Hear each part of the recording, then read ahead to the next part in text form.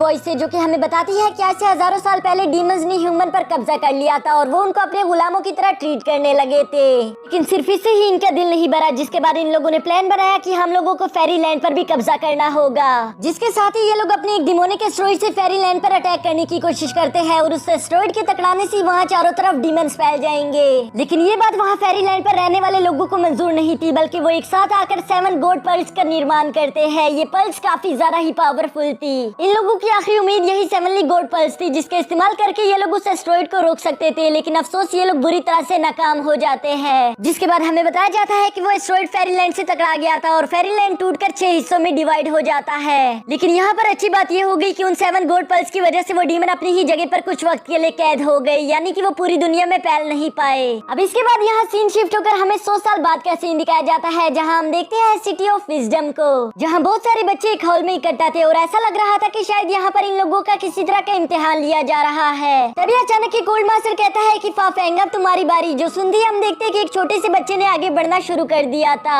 वो सीधा जाकर सामने डिवाइन लाइट एनर्जी के सामने खड़ा हो जाता है, जिस लाइट एनर्जी ने उसकी बॉडी में इंटर होना शुरू कर दिया था।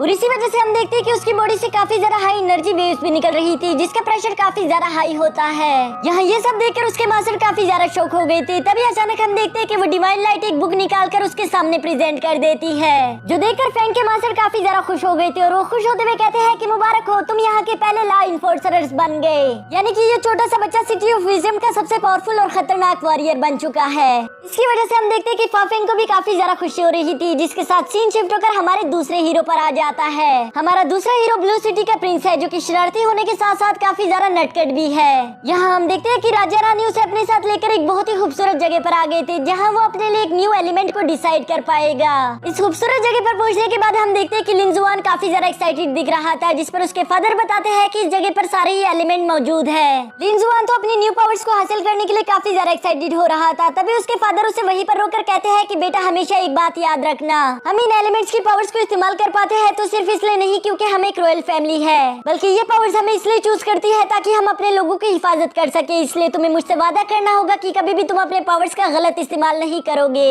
यहाँ राजा साहब इतने अच्छे से लेक्चर दे रहे थे, जबकि दूसरी तरफ लिंजुआन उन फिश को देखकर कह रहा था कि वाह, ये दिखने में काफी ज्यादा टेस्टी लग रही है, क्या मैं इनमें से एक खा सकता हूँ? जो सुनकर उसके फादर की सिटी पिटी गुल हो जाती है। वो कहते हैं कि तुम ये किस तरह की बातें कर रहे हो, ये कोई फिश नहीं है, बल्कि इन सब में किसी न किसी तरह की खास एलिमेंटल पावर छुपी हुई है। और ये कहते साथ ही वो लिंजुआन को दिखाते हैं कि तुम्हारी माँ के पास विंड एलिमेंट की पावर है, जबकि मेरे पास थंडर एलिमेंट की पावर। और आज डिसाइड होगा कि तुम्हें कौन सा एलिमेंट चूज करता है, इसलिए मैं चाहता हूँ कि तुम अपना पूरा ध्यान इस पर लगा दो। यहाँ लिंजुआन अपना पूरा ध्यान लगाने की कोशिश कर रहा था, लेकिन उससे कोई भी काम नहीं बनता, जिस पर उसकी माँ उसकी हेल्प करते हुए उससे पीछे से लात मारकर नीचे गिरा देती है।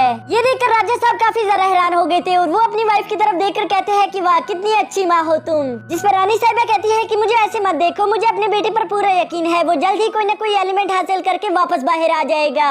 यहाँ ये दोनों आपस में इसी तरह की बातें कर ही रहे थे कि तभी इन दोनों को आसमान में एक बहुत ही चमकती हुई लाइट दिखाई देती है, जिसे देखकर राजा साहब कहते हैं कि सिटी ऑफ विजडम में एक बहुत ही पावरफुल वॉरियर पैदा हुआ है। ये देखकर मुझे आज बहुत ज्यादा खुशी हुई। जिस पर महारानी साहिबा उनको कान से पकड़कर खींचते हुए कहती है कि तुम्हें क्या लगता है कि वो मेरे बेटे से भी ज्यादा टैलेंटेड है? नहीं, ऐसा नहीं हो सकता। मैं अपने बेटे को बहुत ज्यादा अच्छे से जानती हूँ, उसमें इससे भी ज्यादा एनर्जी और टैलेंट भरा हुआ है। जिस पर राजा साहब कहते हैं अच्छा अच्छा, तुमने बिल्कुल सही कहा, पहले मेरा कान तो छोड़ दो, बहुत ज्यादा दर्द हो रहा है। ये सुनकर महारानी साहिबा ने तो उनका कान छोड़ दिया था, लेकिन तभी वो नोट करती है कि लिंजुआन को गए हुए काफी ज्यादा वक्त हो गया, लेकिन अभी तक वो बाहर वापस नहीं आया।